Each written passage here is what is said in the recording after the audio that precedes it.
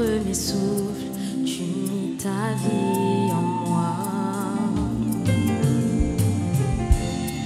Oui, tu es si tendre envers moi.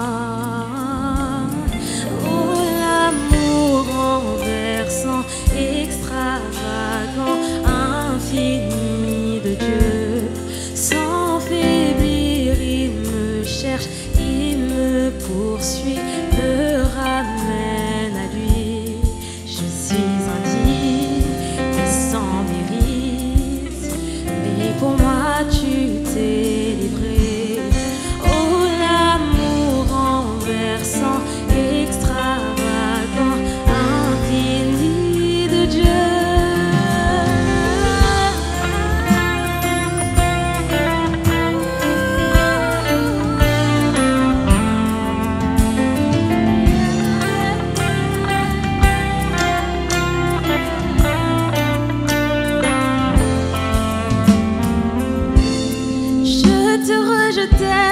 Sans relâche, tu m'aimais. Et tu es si bon envers moi. Je me sentais vain et tu m'as offert la croix. Et tu es si tendre envers moi.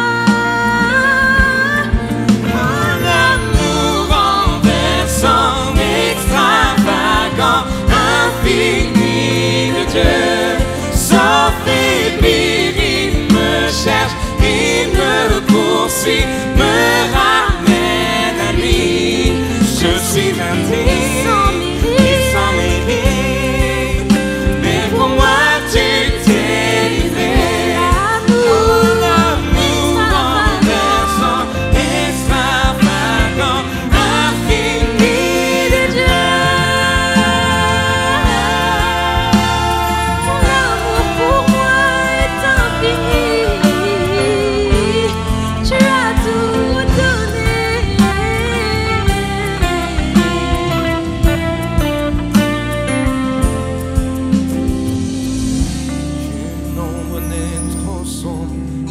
Trop élevé pour que tu me cherches.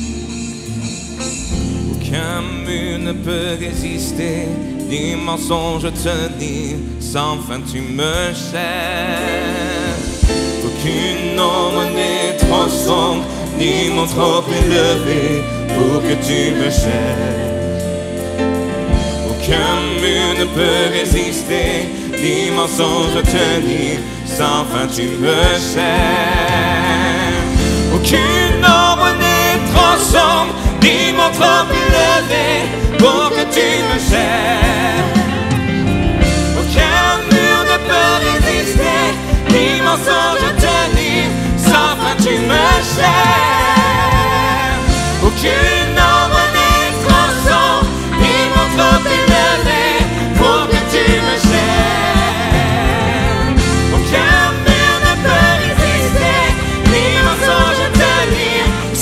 Tu me cherches, oh, l'amour renversant, extravagant, infini de Dieu. Sans faiblir, il me cherche, il me poursuit, me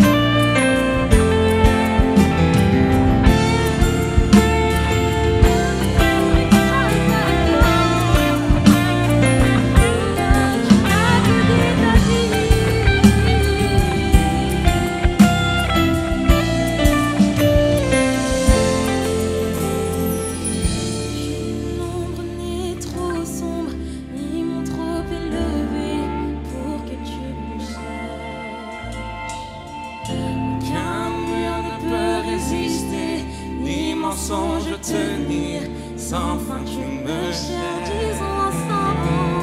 Aucune ombre n'est trop sombre, ni mon trop élevé pour que tu me cherches. Aucun mur ne peut résister, ni mensonge tenir, sans fin tu me cherches.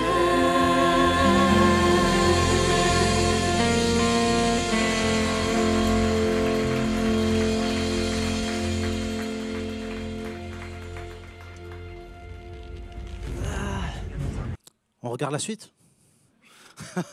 On aurait presque envie, hein. C'est des fois des musiques de films qui nous embarquent comme ça. Qui a déjà vu ce film, Tu ne tueras pas? Waouh. Ouais, Tu ne tueras point. À chaque fois, je me trompe, à chaque culte. Pardon, Mel Gibson, je le referai plus. Et c'est Mel Gibson qui a produit ce film qui s'appelle pas du tout comme ça en anglais, mais en tout cas, Tu ne tueras point. Pour ceux qui ne l'ont pas vu, je vais vous raconter en 3 heures ce film. Non.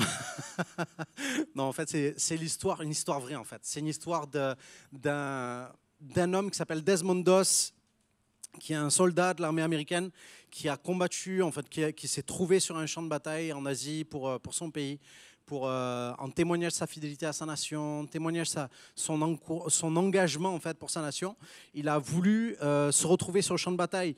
Il a dit, je ne peux pas laisser ma nation comme ça, je veux être sur le champ de bataille, je ne peux pas laisser mes amis partir, se faire tuer, il faut que j'y aille. Mais en fait, il avait ses conditions pour le faire, c'est qu'il ne voulait pas d'armes en fait. Par rapport à ses convictions, par rapport à sa relation avec Dieu, par rapport à ce qu'il croyait de Dieu, il a dit, moi j'accepte d'aller me trouver sur le terrain de bataille, j'accepte de me prendre une balle perdue, mais je ne veux pas tuer qui que ce soit. Et il est allé en tant qu'infirmier, il avait commencé objecteur de conscience, et puis il est allé, et en fait il a reçu une distinction, une médaille que seulement 3 hommes, dans tous les histoires de conflits qu'il y a pu y avoir pour cette nation, 3 hommes seulement ont reçu cette médaille d'honneur. 3 hommes ont reçu cette distinction par rapport à ce qu'ils ont fait. Et je peux vous dire un truc, c'est que cet homme n'a pas détruit une base de l'ennemi, il n'a pas fait avancer sur un champ la bataille, il n'a pas fait ça, il a sauvé des personnes. Il a sauvé la vie de personnes. Il sait, au péril de sa vie, il a sauvé plus de 80 personnes sur cette campagne de laquelle vous avez vu une vidéo. Et il l'a fait, je ne sais pas si vous avez vu, à un moment donné dans la vidéo, il a les mains déchirées. Vous avez vu ça? À un moment donné, il met ses mains, les mains déchirées à cause de la corde. Et il a continué à le faire, malgré les blessures, manifester sa fidélité, manifester son amitié. Et c'est un exploit déjà, c'est exceptionnel. Mais en fait, il l'a fait, et ce qui rend encore plus exceptionnel, c'est qu'il a sauvé des gars qui l'ont tapé. Il a sauvé des gars d'une armée qu'il a rejetée à la base, qui ne voulait pas de lui, qui ne voulait pas de ses convictions, qui ne voulait pas de sa manière de penser, qui ne voulait pas accepter qu'il aille sur le terrain sans armes. Il a même été en cour martiale par rapport à ça. Il a été jugé par rapport à son positionnement. Vous savez quoi? Il a remporté la bataille judiciaire pour pouvoir se trouver. Je ne sais pas si vous imaginez un petit peu tout ce que ça a pu représenter comme effort de confronter de la résistance pour manifester à quelqu'un son amitié.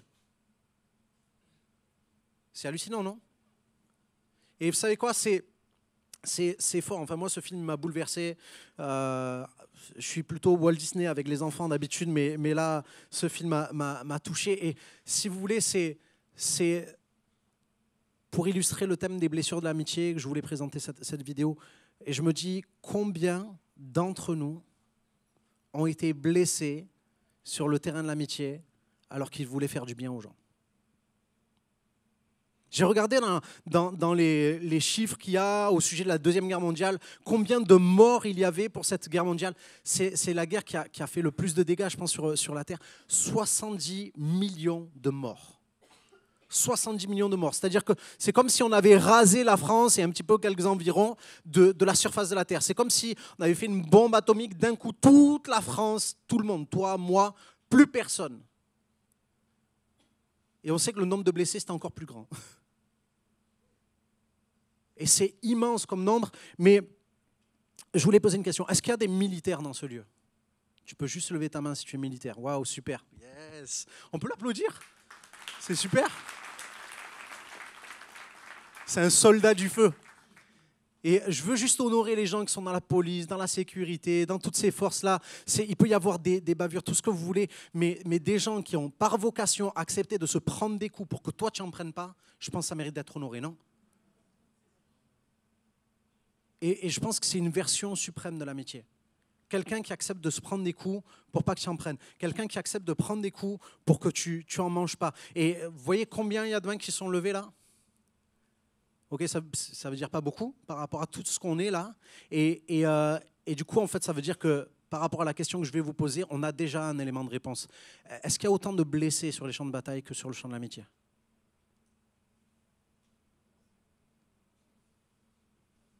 Il y en a plus. Parce que si je demande maintenant que tu lèves la main, si jamais tu as été blessé en amitié, je ne sais pas combien de mains ne vont pas se lever. Tu comprends ce que je veux dire?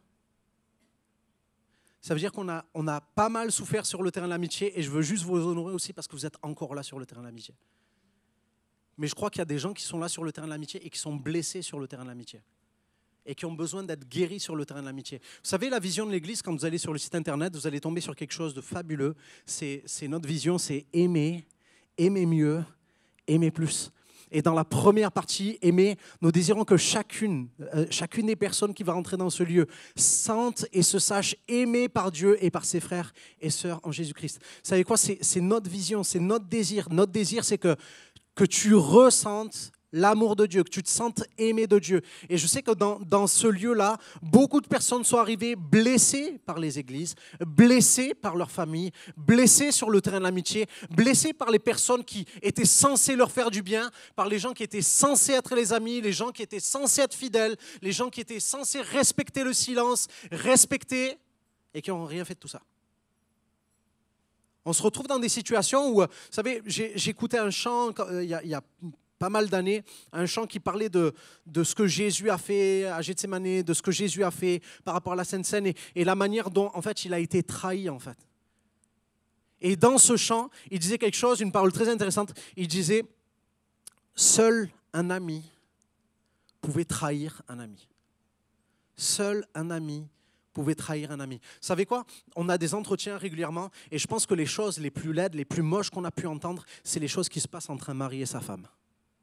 Quand on vient et qu'on nous parle de douleur, et je pense qu'on est tous pareils, on a tous eu à un moment donné des paroles qu'on a dit à notre conjoint qu'on n'aurait jamais dit à personne d'autre. D'une, parce qu'on ne peut pas le dire, on ne se le permet pas, mais quand on fréquente quelqu'un, on est là avec lui tous les jours, on connaît, etc., on n'a pas besoin de lui mettre un gros coup de poing dans la tête pour lui faire mal.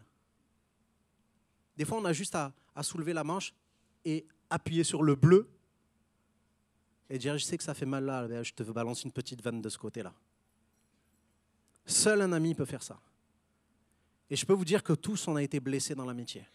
Tous on a été blessés en amitié. Et je pense que c'est un terrain sur lequel le diable veut faire des ravages, mais sur lequel Dieu veut amener des guérisons extrêmes là-dedans. OK? Et notre vision, c'est ça, j'ai marqué ça, c'est que l'Église MLK veut être cette auberge où ceux qui ont reçu des blessures en amitié reçoivent la guérison par l'amour. Où ceux qui ont reçu des blessures en amitié reçoivent la guérison par l'amour. Et je ne suis pas en train de dire qu'on y est arrivé, et je ne suis pas en train de dire qu'on l'est, et je ne suis pas en train de dire qu'on est expert en ça. D'ailleurs, je veux demander pardon dans le nom de l'Église, et pour moi-même, pour toutes les personnes que j'ai pu blesser. Toutes les personnes qui comptaient sur moi et qui finalement n'ont pas pu compter sur moi. Toutes les personnes qui pensaient une chose de moi et qui ont eu une déception à cause de moi, ou peut-être à cause de l'Église, et on veut vous demander pardon pour ça. Parce que notre vision, ce n'est pas de blesser, notre vision, c'est de voir des guérisons. Notre vision, ce n'est pas de voir des gens blessés sur le terrain de l'amitié et de dire aimer, aimer mieux, aimer plus, gloire à Dieu, gloire à MLK. Mais d'amener des gens qui sont blessés à être guéris. OK? Parce que l'amitié, c'est censé être quelque chose de positif. D'ailleurs, je pense que si je n'avais pas fait cette introduction et que j'avais fait « OK, introduction, on va faire un petit sondage. Qui dit que l'amitié, c'est positif? Qui dit que c'est négatif ?» Mais je pense qu'il y aurait 98% qui auraient dit que c'est positif. Hein. Les deux qui sont assez blessés pour se rappeler de leurs blessures et qui sont dans cette position-là aujourd'hui auraient dit c'est négatif. Parce que moi, l'amitié, je peux t'en parler, mon ami. Je peux t'en parler de l'amitié. Je peux t'en parler de ce que j'ai pu confier à des gens et qui a été mis sur la place publique. Je peux t'en parler des gens sur lesquels je comptais qui n'ont jamais été là. Je peux te parler des gens que j'ai aidés et qui ne m'ont pas aidé en retour. Je peux te parler, moi, des amis. Et je peux te dire que l'amitié, ce n'est pas positif. Est-ce que tu reconnais quelque chose que tu aurais pu dire, par exemple? Et on va parler de trois choses, trois aspects de l'amitié. Un aspect où c'est hyper moche, les amis. Des moments où on est nul en amitié. On est nul. Et on est pire que nul. On est en négatif. Des moments où on a été pas possible en amitié. C'est les moments les plus moches de l'amitié. Les moments les plus laids de l'amitié. On va parler aussi des moments les plus beaux de l'amitié. Les moments où on a fait des exploits, des trucs de dingue. Mais je voudrais terminer à la fin de ce message avec l'amitié suprême. OK ? Avec quelque chose, une amitié, mon ami, une dimension de l'amitié dans laquelle Dieu veut nous conduire et qu'on se demande si on est prêt à expérimenter ça et à exprimer ça. OK ? Bon, pour ne pas garder le suspense trop longtemps, on va aller à la première partie. Les moments les plus sales de l'amitié, les moments les plus durs de l'amitié, c'est les moments où j'ai été blessé par mes amis. Blessé par ceux dont je ne m'attendais pas à être blessé. Blessé par ceux qui étaient censés me faire du bien, qui m'ont fait du mal. OK ? Ça vous est arrivé ou pas ? D'accord, moi aussi. Et le passage qui m'a inspiré ça, c'était un passage que Paul a écrit dans sa lettre aux Philippiens. On peut le lire, ça va s'afficher. Paul dit aux Philippiens, il dit « Comme vous le savez, Philippiens, dans les premiers temps de mon activité pour la cause de l'Évangile, lorsque j'ai quitté la Macédoine, aucune autre église n'est entrée avec moi dans un échange réciproque de dons matériels et spirituels. Vous seuls l'avez fait. » Je relis la fin. Aucune autre église n'est rentrée avec moi dans un échange réciproque de dons matériels et spirituels. Vous seuls l'avez fait. Et vous savez de qui on est en train de parler là ? On est en train de parler de l'apôtre Paul. L'apôtre Paul, celui qui dit hey, « J'ai affronté des tempêtes, j'ai fait naufrage plusieurs fois, j'ai été battu quasiment à l'article de la mort, j'ai été en prison, on m'a molesté, on m'a abandonné. » Et tout ça, pourquoi ? Parce qu'il regardait une formation sur l'amitié de son salon, quoi. Non. Parce que le gars, il est sorti de sa nation.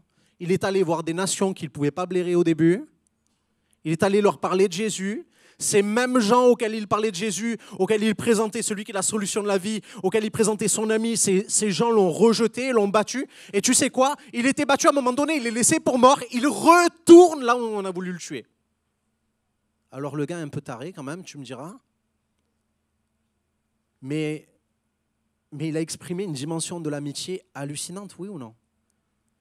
Il a accepté de ne pas être marié pour toi et pour moi. Je peux te dire aujourd'hui que si Dieu me l'avait demandé avant, je ne serais pas sur l'estrade. OK ? Parce que je ne sais pas si j'aurais été capable de ne pas me marier pour toi. Surtout que je ne te connais pas. C'est vrai, hein ? Ben, je te pose la question, est-ce que toi, tu l'aurais fait pour moi ? Je parle aux mariés, pas aux célibataires. OK ? Et du coup, pas sûr, c'est bien. Et du coup, en fait, Paul, il a fait ça, et il a donné, et il a donné, et il a donné, et il a donné, et il a donné, et il a reçu ça.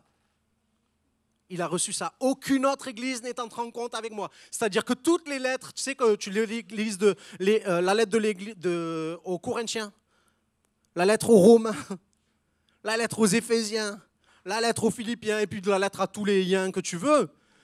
Toutes les lettres, celles qui ont été identifiées et acceptées comme étant de Paul et celles qu'on n'a pas reconnues comme étant de Paul. Mais je pense que Paul n'a pas ouvert que les églises dont on a des lettres. Il en a ouvert bien plus que ça. Paul en a ouvert bien plus que ça. Et quand ce n'était pas des églises, il a ouvert des familles. Et puis il a touché des familles. Et tout ça, ça a été assez frais. Parce que pour aller de Paris à Marseille, le gars, il ne prenait pas le TGV. Ah oui, il allait à pied. Tu vois, des fois, il y a un pote qui te dit hey, « Viens me rejoindre. » Ah non, il y a la grève, mec. Eh frère, tu te demandes trop là. Viens, rejoins-moi, toi. Tu vois, et des fois, on n'est même pas prêt à faire 50 mètres de plus, quoi. Ben, Paul, lui, il a fait ça, il a fait ça, il a fait ça, et il s'est donné, il a pris des coups pour toi. Et total, pour quel retour ? Et je voulais parler de ce premier point-là, c'est le manque de réciprocité, c'est quelque chose qui fait beaucoup de mal en amitié. Il y a beaucoup de blessés. En amitié, le manque de réciprocité fait beaucoup de blessés. Il a dit aucune échire et aucune autre église n'est rentrée dans un échange réciproque. C'est-à-dire que tu as des gens, tu as quelqu'un, il vient, Je ne sais pas si tu connais des gens comme ça, et je les aime, hein, ils m'ont envoyé des mails comme ça aussi. Et en fait, les gens, ils t'ont oublié pendant 10 ans. Et d'un coup, tu vois un mail, tu vois son nom, tu dis « Oh, trop bon !» Et le mec, il vient de demander un service.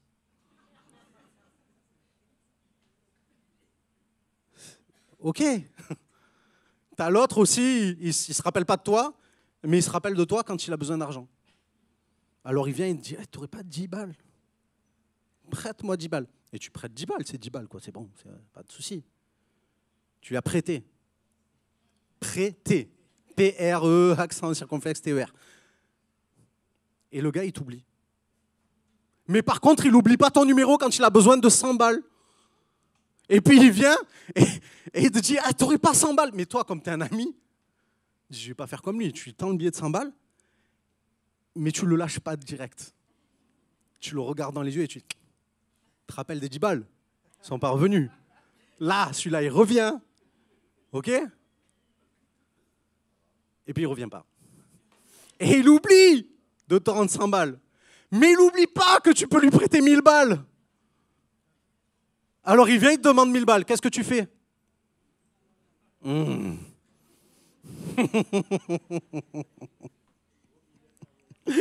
La tentation des blessés, mon ami, c'est d'arrêter de donner. La tentation des blessés en amitié, c'est d'arrêter de donner. Et je suis en train de dire tentation parce que ce n'est pas quelque chose qui vient de Dieu.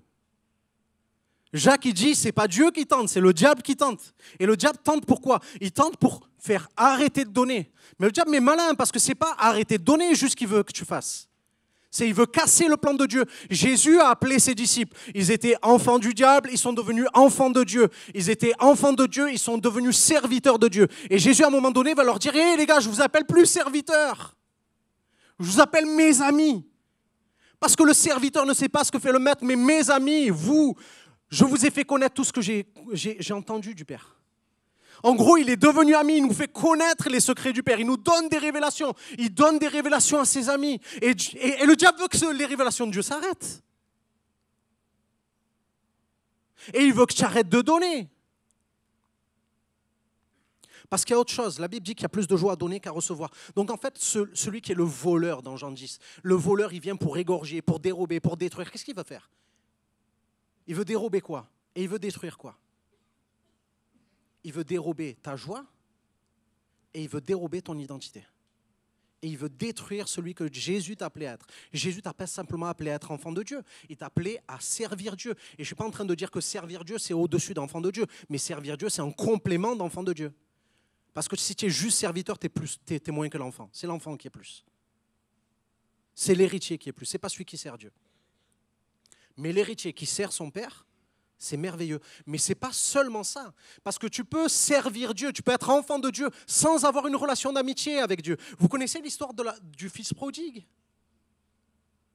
Le fils qui est resté, il était quoi? Il était fils ou pas? Ouais. Est-ce qu'il servait ou pas? Est-ce qu'il était ami ou pas? Non. Pas ami. Tu es enfant, serviteur, mais pas ami de Dieu.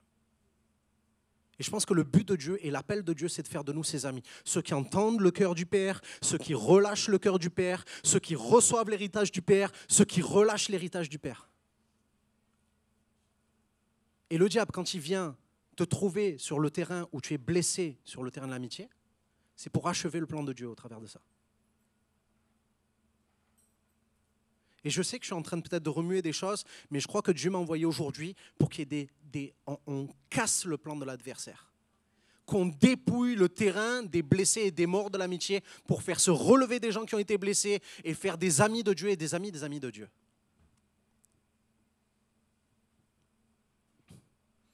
Et du coup, en fait, on est là et puis on est tenté de ne pas donner. Tenté de ne plus donner. Et en fait, quand on est comme ça, notre joie nous est dérobée et l'identité, la relation qu'on peut avoir le Père, elle peut être cassée aussi. Mais ce n'est pas ça le plan de Dieu. Le plan de Dieu, c'est qu'on se relève. Vous savez, ma grand-mère, qui est décédée maintenant, elle avait un dossier médical hallucinant. Il était comme ça, un dossier médical comme ça. Et elle a eu plein de maladies, plein de trucs. Et elle allait souvent, on lui faisait des prises de sang pour essayer de trouver comment est-ce qu'on pouvait aménager un traitement, etc. Et elle revenait avec des espèces de bleus, les amis. De 20 cm² sur le bras, ça rentrait, il n'y avait plus de place pour autre chose que du bleu. Et c'était hyper douloureux. Et imaginez s'il y avait quelqu'un qui était là, une amie qui dit hey, « Angèle, viens, il y a le camion du don de sang en bas, viens, on va donner notre sang. » Tu crois qu'elle lui répond quoi, ma grand-mère ? Non, c'est bon, j'ai donné les piqûres. Déjà, juste pour une prise de sang, je me fais ratatiner. Alors pour un don de sang, mais laisse tomber, c'est fini. Tu vois ? Et j'ai envie de te dire, c'est pas parce qu'on a été blessé, c'est pas parce que tu as été blessé, pas parce que j'ai été blessé sur le terrain de l'amitié que nous sommes appelés à ne plus donner. C'est dur, je sais. C'est dur, je sais. Mais aujourd'hui, c'est un jour de victoire. Ok ? C'est un jour où le tentateur, on lui fait fermer sa bouche et on va avancer sur le terrain de l'amitié. C'est un jour où Jésus veut que tu te relèves et que tu bénisses. D'accord ? Et il va dire quelque chose, regardez, et ça c'est, je pense, une première clé que Paul nous donne. Il dit, aucune autre église n'est entrée en compte pour un échange réciproque, spirituel et un échange matériel. Et regardez, des fois, comme un seul mot, ça peut tout changer. Un seul mot, ça peut tout changer. Aucune autre église. Aucune autre église. Il n'a pas dit aucune église. Des fois, on est là, on est en train de se lamenter. Le diable est en train de nous mentir. On est trop en train de l'écouter. Il est en train de dire hey, tu es abandonné de tous. Tu ne vois pas que tous t'ont laissé tomber. Tu ne vois pas qu'il n'y a personne qui t'aime. Tu ne vois pas qu'il n'y a personne qui veut du bien pour toi. Tu ne vois pas que tu as fait du bien à tout le monde. Ce n'est pas vrai. Et que tout le monde te déteste, ce n'est pas vrai non plus.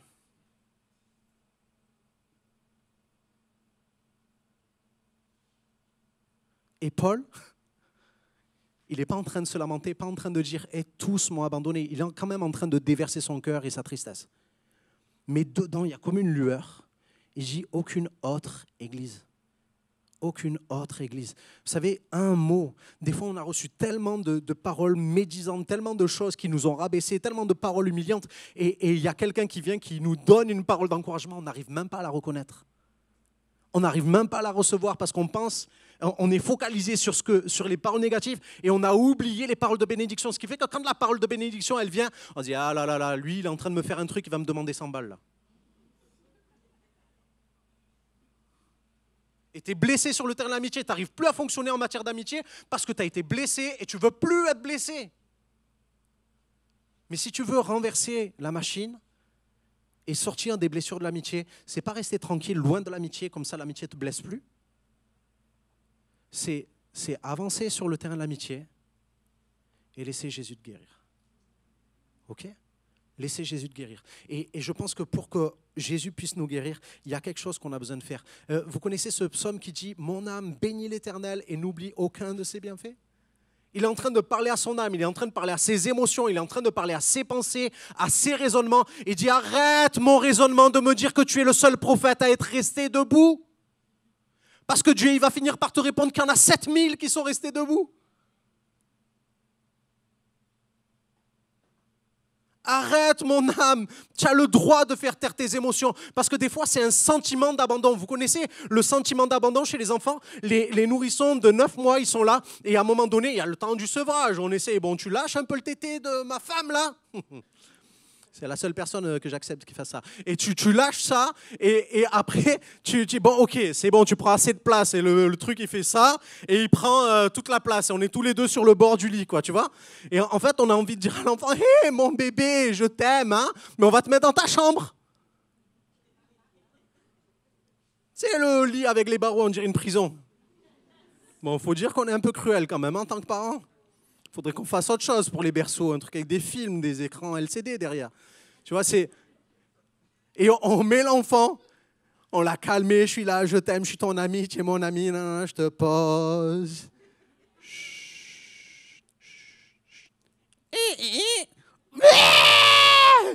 Et le bébé, il se met à pleurer. Tu sais pourquoi ? Parce qu'il pense que tu vas le laisser, que tu ne vas plus jamais revenir. Est-ce que je ne vais plus jamais revenir ? Ben non, je vais revenir, bien sûr. Puis si je continue à pleurer comme ça, je vais être obligé même de rester jusqu'à ce qu'il s'endorme. Et des fois, en fait, c'est un sentiment d'abandon qu'on a. Ce n'est pas vraiment un abandon, c'est un sentiment d'abandon. Et on a besoin de lutter contre les mensonges qui nous font penser qu'on est abandonné de tous. Parce que même physiquement, écoutez, on peut être abandonné de tous. Mais Jésus a dit, je ne te délaisserai point, je ne t'abandonnerai point. Je suis avec vous tous les jours jusqu'à la fin du monde, d'accord? Donc on a besoin d'entendre la vérité aussi. Et on a besoin de parler à notre âme et de dire, hey, mon âme, reste tranquille. Et on a besoin aussi de valoriser les personnes. Parce que finalement, tu es là et tu dis, ouais, je fais du bien aux gens, les gens ne me donnent pas, je fais du bien aux gens, les gens ne me donnent pas, je donne et il ne me rend rien, et il ne me fait rien, et il ne fait rien de bon pour moi. Et puis finalement, il y a quelqu'un qui te fait du bien, et en fait, tu es en mode amitié, en mode vigilant, quand même, vigilance noire, et tu es là et tu dis, oh, attends, reste tranquille, toi, on va voir vraiment avec le temps si tu es vraiment un ami ou pas. Et puis finalement, la personne, peut-être qu'elle est dans le même état que toi, et elle est en train de se dire, attends, je lui ai donné et il agit comme ça envers moi. Allez, c'est bon, je ne lui donne plus. Et de A à B à C, etc. Et on est en train de faire une maille des blessés de l'amitié qui est en train de faire un truc, c'est que l'amitié est en train de mourir, en fait, les amis. Et une chose qui fait qu'on va interrompre le cycle, une chose qu'on va faire, qu'on va briser la chaîne que le diable est en train de vouloir mettre sur nos vies, c'est qu'on va commencer à valoriser les vrais amis. N'oublie pas de valoriser les vrais amis. Parce que Paul, dans sa lettre, il n'est pas en train de dire hey, « tout le monde m'a abandonné et je crois qu'on a le droit, et on a le droit d'être dans cet état-là, et on a le droit à un moment donné de pleurer à Dieu, de dire « Seigneur, c'est bon, là, j'en ai marre. » D'accord? Tu as le droit. Mais par contre, si le Seigneur te montre un tel, une telle qui t'a béni, il te montre 1, 2, 3, 4 bienfaits qu'il a fait, j'ai envie de te dire hey, dis à ton âme, mon âme, n'oublie aucun bienfait. Valorise ce que Dieu a fait. Valorise les bénédictions que tu as pu recevoir. Valorise l'action de Dieu. Valorise les gens que Dieu t'a envoyés pour te bénir. Valorise ceux qui ne t'ont pas abandonné jusque-là. Parce qu'en fait, des fois, on est un peu chelou comme gens. On est en train d'attendre de quelqu'un qui ne nous donnera jamais ce qu'on a besoin. Alors qu'il y a quelqu'un d'autre à côté. Il est moins fun, il est moins spectaculaire, etc. Mais il est toujours là. Et là, j'ai envie de dire, oh, si tu as Clark Kent à côté, c'est pas grave si tu n'as pas Superman, c'est les mêmes. C'est un ami. Ok? Abandonné de presque tous. Abandonné de presque tous. Et vous savez quoi? L'ami qui aime en tout temps est un trésor aussi rare que précieux qui mérite d'être valorisé. Et au lieu de continuer sur le terrain de la dévalorisation que tu es en train de subir, eh ben, tu vas commencer à rentrer sur le terrain de la valorisation pour bénir celui qui te bénit. Ok? Les amis, je sais que c'est dur, mais je crois que c'est une clé pour qu'on sorte d'un cercle infernal. C'est une clé pour qu'on sorte d'un cercle infernal. J'ai reçu, mais je ne vais pas répondre au mal par le mal, Seigneur, je vais répondre au mal par le bien. Seigneur, ça me coûte, mais je crois que je vais compter sur toi. Et puis finalement, ces amis sont là. Et ça, excusez-moi, c'était la partie la plus moche de la prédication. Et là, on va parler des belles choses. Je vous dis qu'on peut valoriser les amitiés, et c'est ce que Paul a fait. Après, blessé par mes amis, il y a ami des blessés. Blessé par ses amis, blessé par les autres églises, il a trouvé l'église de Philippe qui était ami du blessé, qu'il était en prison. Okay? Parce qu'il écrit cette lettre quand il est en prison, les amis. Il écrit cette lettre parce qu'il a voulu être ami de quelqu'un et qui se retrouve en tôle à cause de cette personne-là. Ça vous arrive de manger à cause de quelqu'un d'autre? On était à l'école, il y a quelqu'un qui a piqué dans la caisse de la maîtresse. Et la maîtresse dit « Personne ne sort jusqu'à ce que le voleur soit dénoncé. » Et le voleur, en général, c'est un caïd, qu'il te fait comme ça si tu penses que tu vas ouvrir la bouche. Alors, personne n'ouvre la bouche, tout le monde est puni, et il y en a un qui a fait des crasses. Ben Paul, il a vécu ça plein de fois. Des gens qui se sont tués alors que lui, il est venu leur parler. Des gens qui ne l'ont pas défendu alors que lui les a défendus. Mais avec les Philippiens, il n'est pas tombé sur ça, les amis. Il est tombé sur des gens qui sont uniques. Il leur a dit, vous seuls, vous seuls, vous seuls, vous avez fait ce que vous avez fait. Et j'ai envie de dire, les amis, je ne veux pas être dans le panier de tout le monde, je veux être unique. Je ne veux pas être dans le panier de tout le monde, je veux être unique. Je ne veux pas être dans le panier de tout le monde, ceux qui font des blessures dans l'amitié. Je veux être dans le panier des uniques, ceux qui continuent de bénir. Parce que la vision, aimer, aimer mieux, aimer plus, ce n'est pas un slogan. Et ce n'est pas rattaché à MLK seulement, c'est rattaché au cœur de Dieu. Et je crois que Dieu est en train de dire, et dans cette génération de la fin, où tout le monde se fait des crasses, où tout le monde monte de la surface, je veux amener des gens qui sont vrais en amitié. Aucune autre église n'est rentrée. Vous seul l'avez fait. Écoutez ce qu'il dit après. Ce n'est pas que je tienne à recevoir des dons. Ce qui m'intéresse, c'est qu'un plus grand nombre de fruits soient apportés à votre actif. J'atteste par cette lettre avoir reçu tous vos dons. Et je suis dans l'abondance depuis qu'Épaphrodite me les a remis. Je suis comblé. Et ils ont été pour moi comme le doux parfum d'une offrande agréée par Dieu et qui lui fait plaisir. Et les amis, vous voyez cette valorisation, elle fait un truc, non seulement elle déclenche des trucs horizontalement, mais elle déclenche une faveur de Dieu hallucinante. Vous savez la suite de ce passage ? Paul va dire aux Philippiens, « Et mon Dieu pourvoira à tous vos besoins selon sa richesse et avec gloire. » Waouh! Et tu aimes la richesse de Dieu ou pas?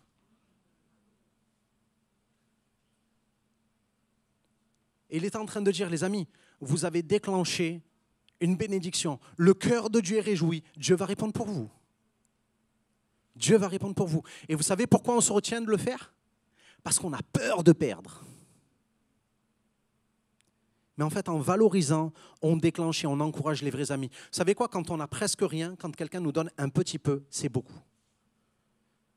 Quand tu as presque rien, le fait que quelqu'un t'ait donné un petit peu, c'est déjà beaucoup. Et des fois, on se dit, ouah, mais le besoin est trop grand, je ne sais pas comment faire. Mais commence par un petit peu.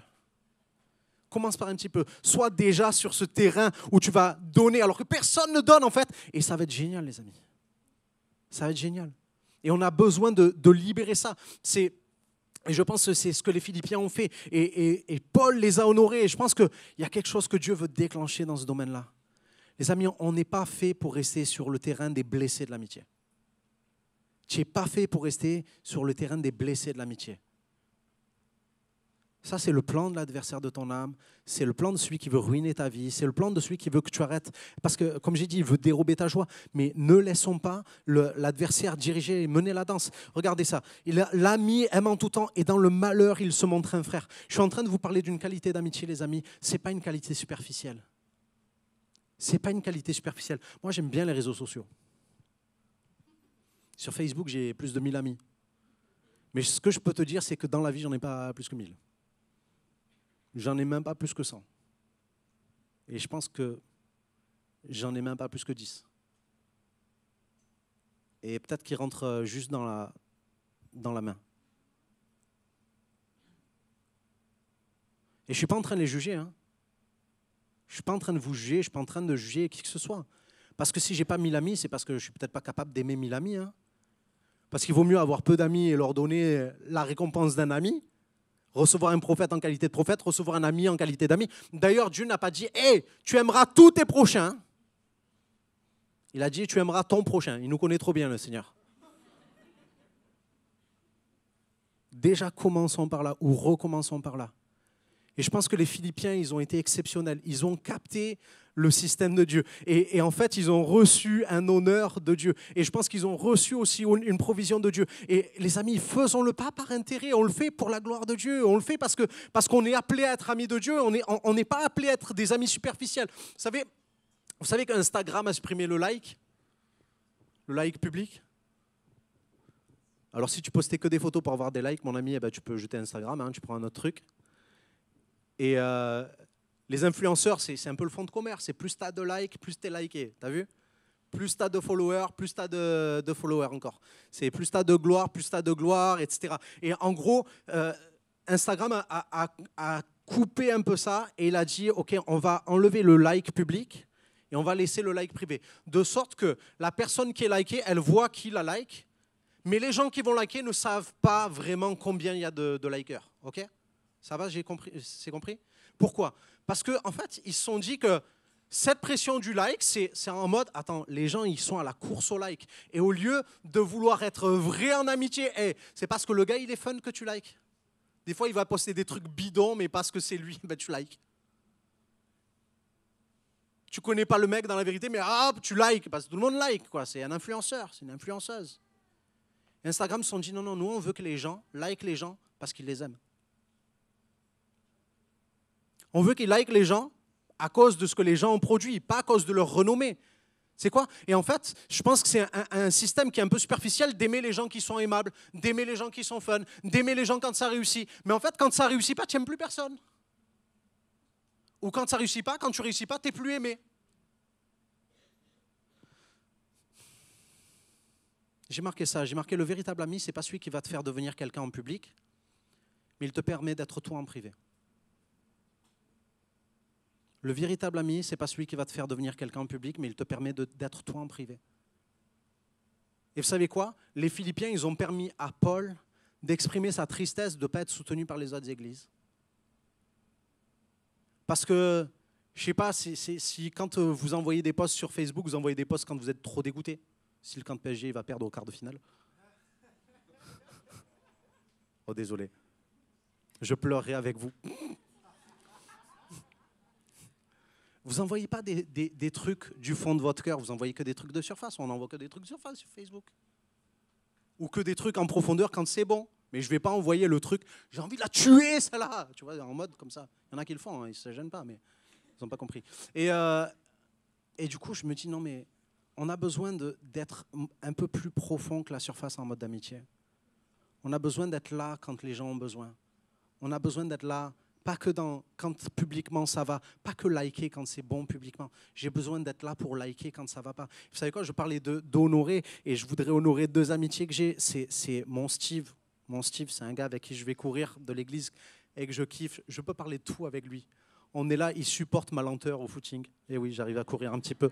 Et en fait, il est trop encourageant, il est trop bon. C'est un homme exceptionnel. Je peux parler de tout. Je peux parler de ma femme, je peux parler de mes enfants. Je peux être moi, en fait. Et je bénis Dieu de l'avoir. Je bénis Dieu pour le bien qu'il me fait. Et je veux parler aussi de ma femme parce que ce serait juste pas possible de ne pas parler de ma femme. C'est ma meilleure amie. Parce que vous me voyez là. Mais il y a des états dans lesquels vous n'aimeriez pas me voir et dans lesquels elle me voit. Elle me permet d'être qui je suis en privé, mais elle me permet aussi de changer pour que la personne publique que je suis, vous savez, elle ne m'a pas quitté. Elle est toujours là. Et je me dis, Seigneur, c'est bon d'avoir des amis. Pas beaucoup, mais ceux-là, franchement, Seigneur, je les échangerai contre rien au monde. Et d'un coup, quand je préparais ce message, j'avais cette phrase qui venait « Soyons des Philippiens, soyons des Philippiens, soyons des Philippiens ». C'est nul ça, Seigneur. Moi, j'aime bien les punchlines « Soyons des Philippiens ». Je poste ça sur Facebook, il y a 2 likes. Moi et ma femme. Moi, je mets un cœur, ma femme a fait. Et j'étais en train de dire, non mais soyons des Philippiens, ça ne veut rien dire, c'est quoi le truc, soyons des Philippiens, soyons des Philippiens. Et puis ça revenait, c'est comme si Dieu me disait, dis-leur, soyons des Philippiens. Seigneur, ok, j'ai marqué, c'est ta punchline à toi.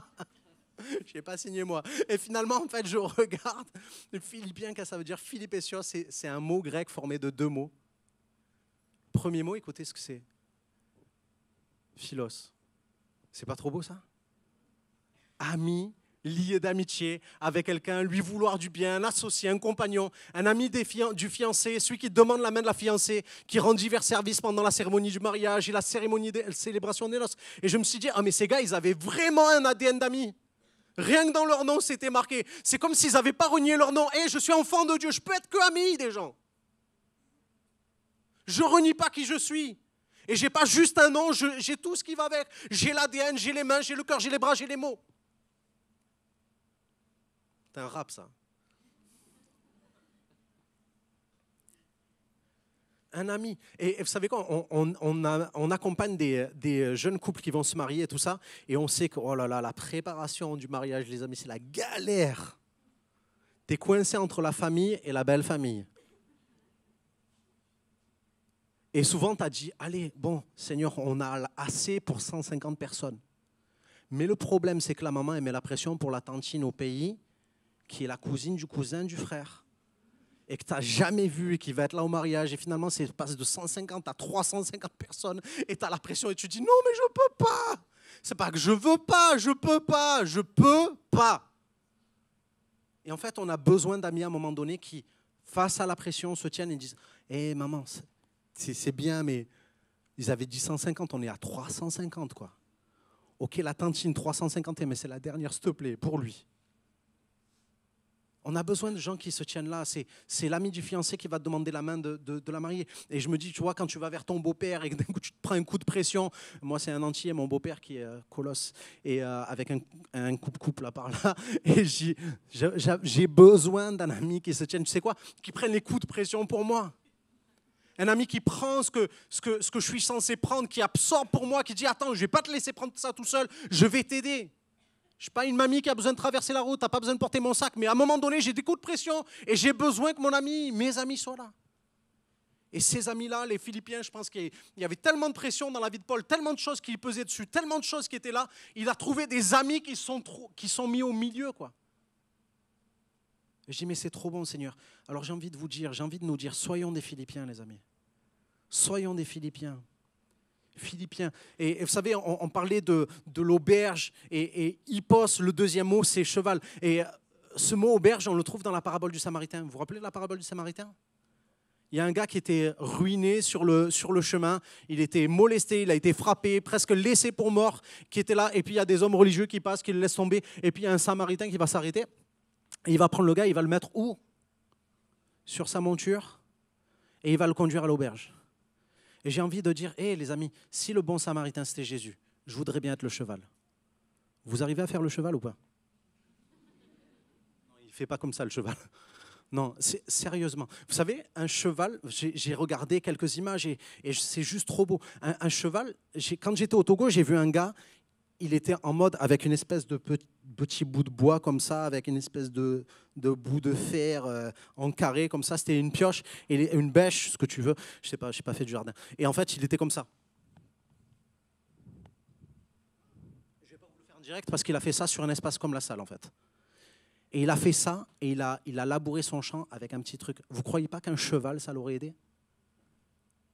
Je ne suis pas en train de dire avec une grosse moissonneuse-batteuse. Hein. Je suis en train de te dire avec un cheval, quoi. Un cheval qui va l'aider et qui va amener la force qui lui manque.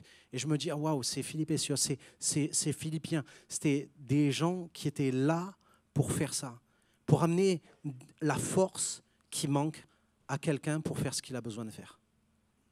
Comme pour le porter. Vous savez, vous connaissez les chevaliers ? Les chevaliers, chevaliers, ça ne s'invente pas. Et nous, on parle des chevaliers. Waouh, mais les chevaliers, ils sont sans cheval, ce n'est pas des chevaliers. C'est des gens à pied. OK ? Et je peux te dire que le chevalier, il ne peut pas porter un cheval. Mais par contre, le cheval, il peut le porter. Et Paul, il dit aux Philippiens un truc, je n'avais pas marqué ça, mais j'ai eu à cœur de vous le lire, ce passage dans les Philippiens. Hop. Il dit, rendez ma joie complète, tendez à vivre en accord les uns avec les autres. Et pour cela, ayez un même amour, une même pensée, tendez au même but. Ne faites donc rien par esprit de rivalité ou par un vain désir de vous mettre en avant. Au contraire, par humilité, considérez les autres comme plus importants que vous-même. Et que chacun regarde non ses propres qualités, mais celles des autres. Et les amis, des fois, on cherche des amis qui viennent nous liker, qui viennent nous bénir, qui viennent nous dire « Oh, comme t'es beau, comme t'es fort, comme t'as bien prêché, comme t'as bien chanté, etc. » Ok. Mais en fait, moi, j'ai envie de vous bénir. J'ai envie de vous dire, je suis trop heureux que vous soyez là. Je suis trop heureux que vous ayez fait l'effort d'être là. Je suis trop heureux parce que, alors que peut-être tu n'avais pas envie d'être là aujourd'hui, tu as fait l'effort supplémentaire et ça bénit quelqu'un qui est à côté de toi. Tu n'as pas regardé à tes intérêts, tu n'as pas regardé à tes qualités à toi. Peut-être tu vas regarder aux qualités de quelqu'un. Et les amis, soyons des Philippiens.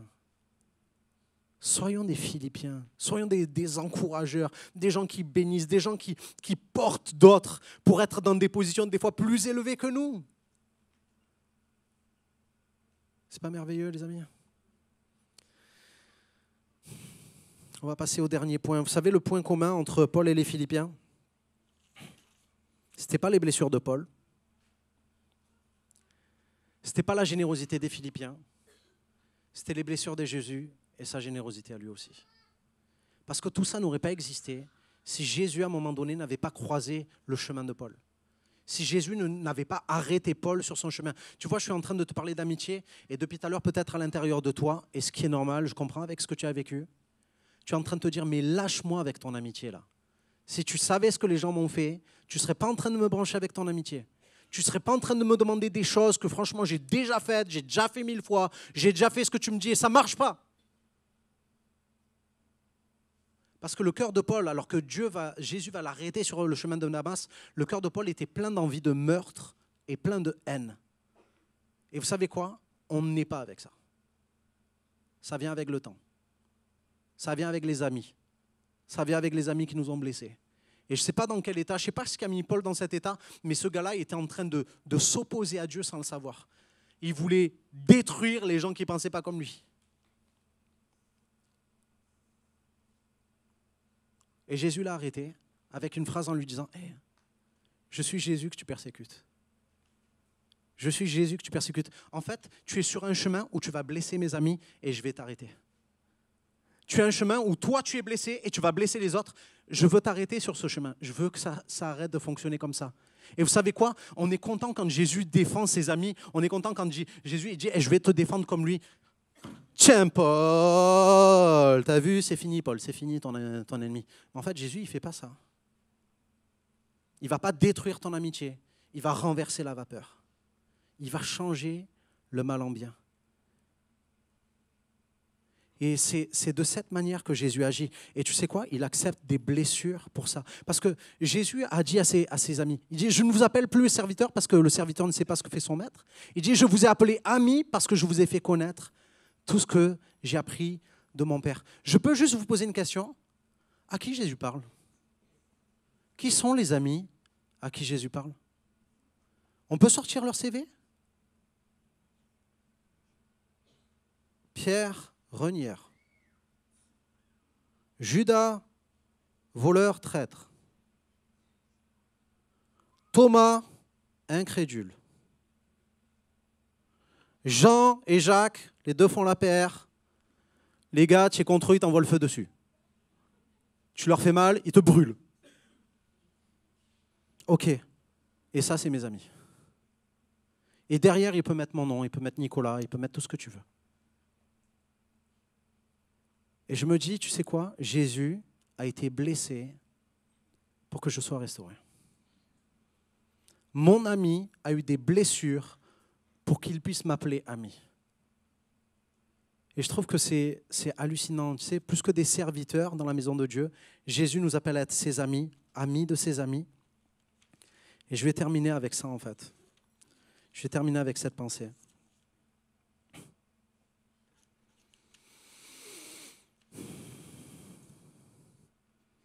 Est-ce qu'on ne voudrait pas se laisser inspirer par l'amitié de Jésus? Est-ce que tu ne veux pas te laisser inspirer par l'amitié de Jésus à ton égard?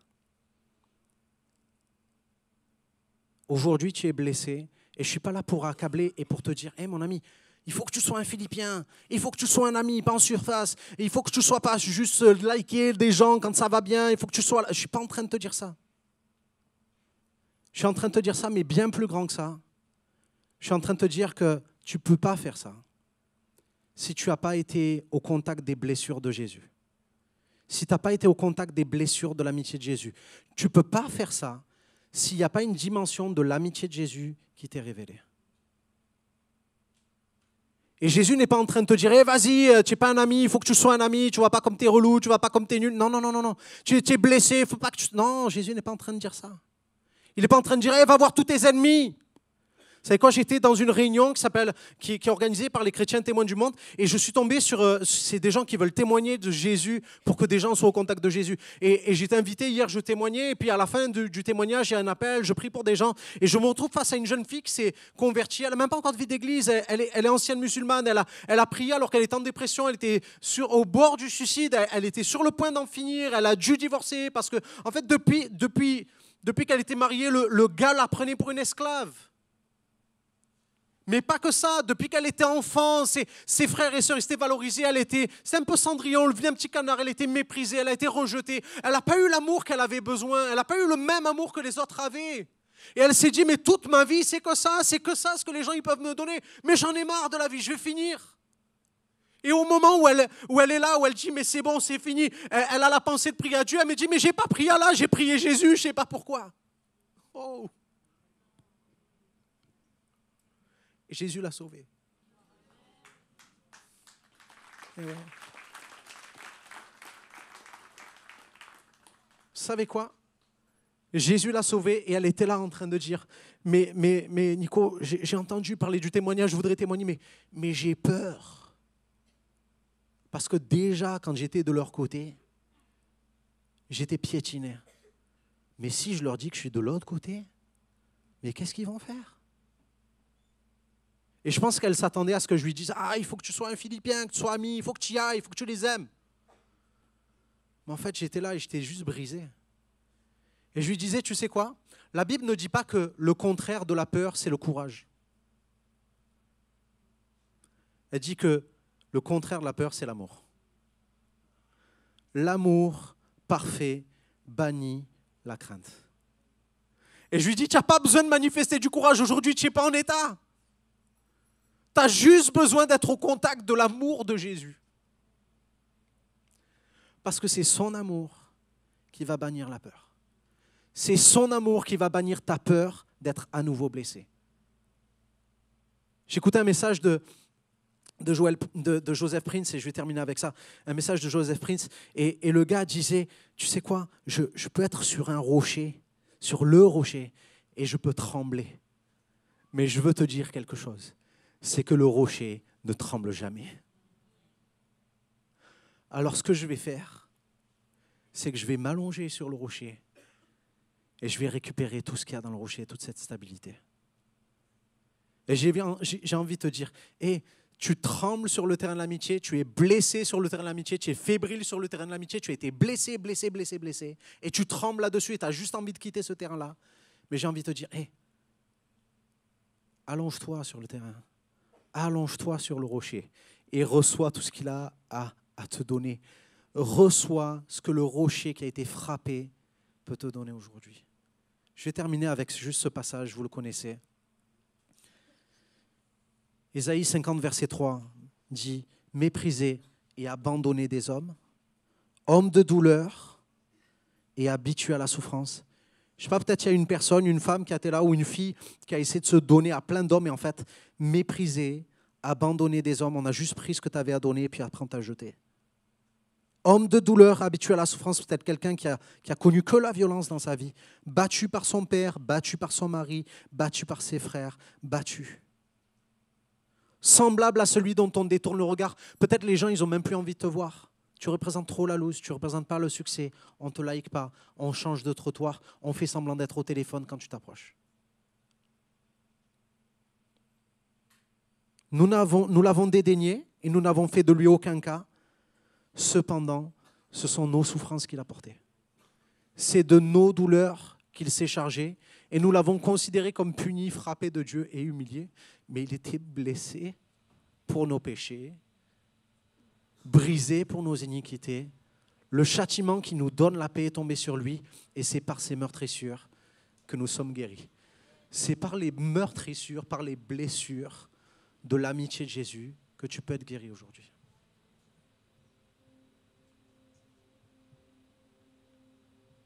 On va prendre la Sainte Seine et on va faire une offrande.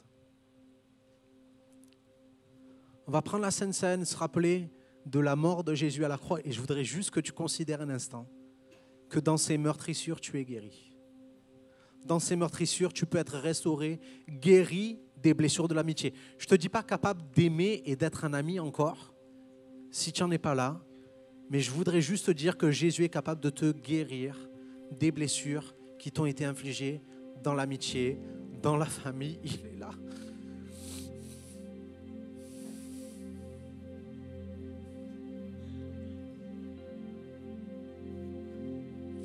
On va faire l'offrande et la Bible dit, si tu as quelque chose contre ton frère, laisse-la ton offrande et va te réconcilier. Je ne suis pas en train de dire que je t'invite à faire cette réconciliation là maintenant, mais je voudrais que dans ton cœur, tu puisses faire partenariat avec Jésus, celui qui te guérit tes blessures, pour que tu sois guéri et que tu fonctionnes autrement. Parce que le royaume de Dieu ne fonctionne pas avec tes blessures, il fonctionne avec les blessures de Jésus. Et on va faire une offrande à notre ami, il nous a donné, on veut lui donner aussi. Est-ce que tu veux être guéri aujourd'hui? Tu peux te lever à ta place, on va chanter. On va chanter, c'est lui le rocher. C'est lui mon espérance, c'est lui. Alors qu'il y a un paysage détruit au niveau de l'amitié, il y a une lueur d'espérance et cette lueur d'espérance, c'est les mains percées de Jésus, c'est le côté percé de Jésus, ses pieds percés pour toi. C'est son front couronné d'épines où il dit « Waouh, je t'aime, je veux te guérir, je veux t'arrêter aujourd'hui. » C'est une journée de victoire aujourd'hui les amis. C'est une journée où l'adversaire arrête de t'enchaîner avec l'offense et où tu es guéri par ses meurtrissures. Soyez bénis.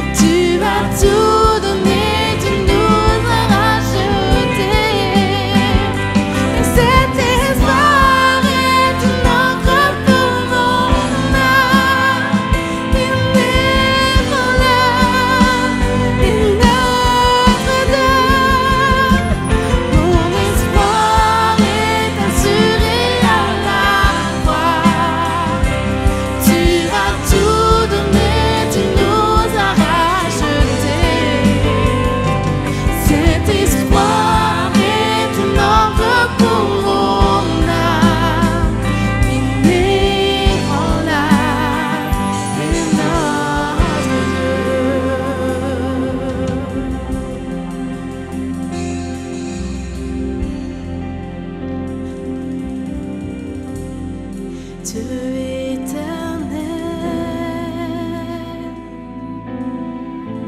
tu étais, tu seras,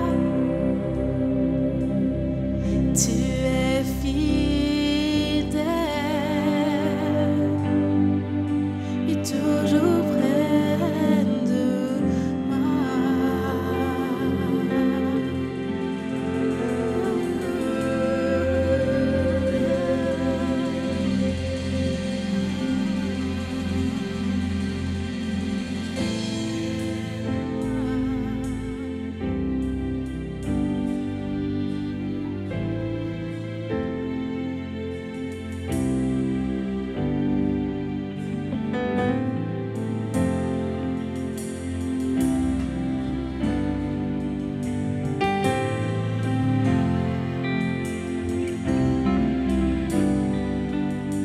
Je viens vers toi dans le secret, en ta présence, je veux rester. Tu es, tu seras toujours là.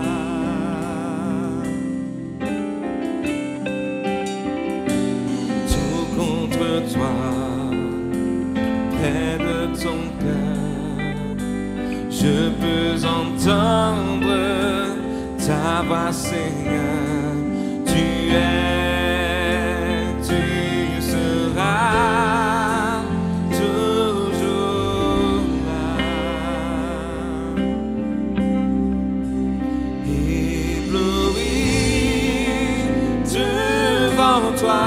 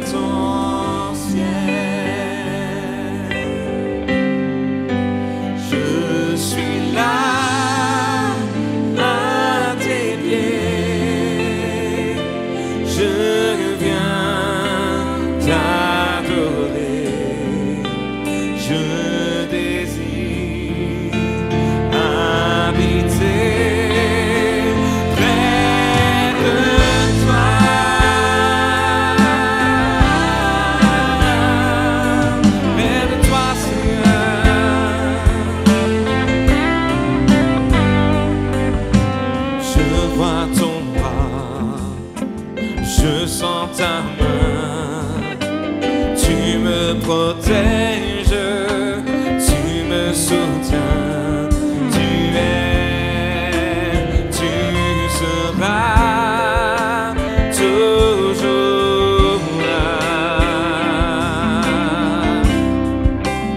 Ébloui devant toi,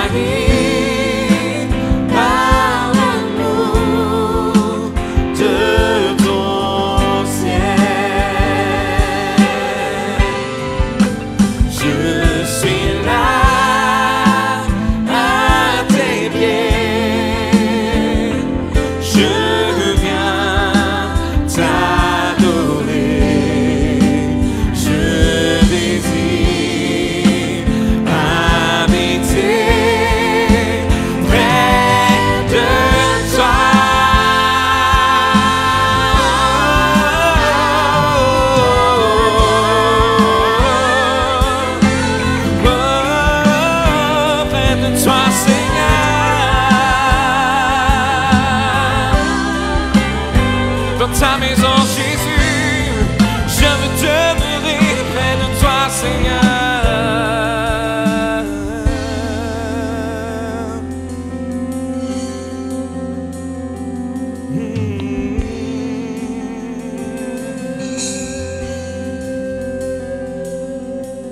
Tu es ma lumière en toi. J'ai un Père heureux, sois ma prière.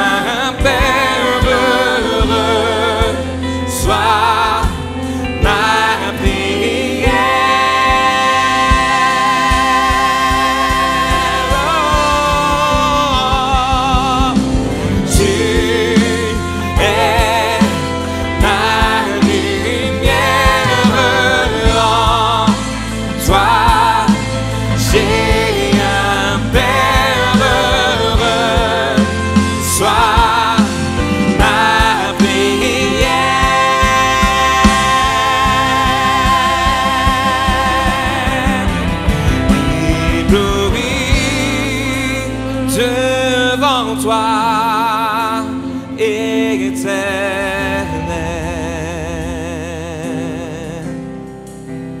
ébahi par l'amour de ton ciel.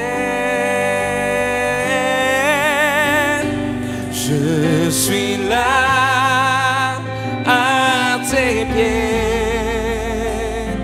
je viens t'adorer, je désire habiter près de toi.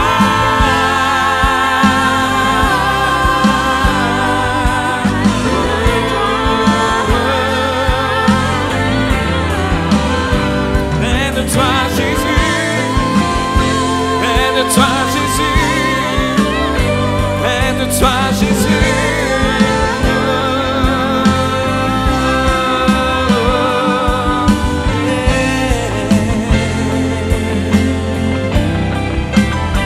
Près de toi, Jésus.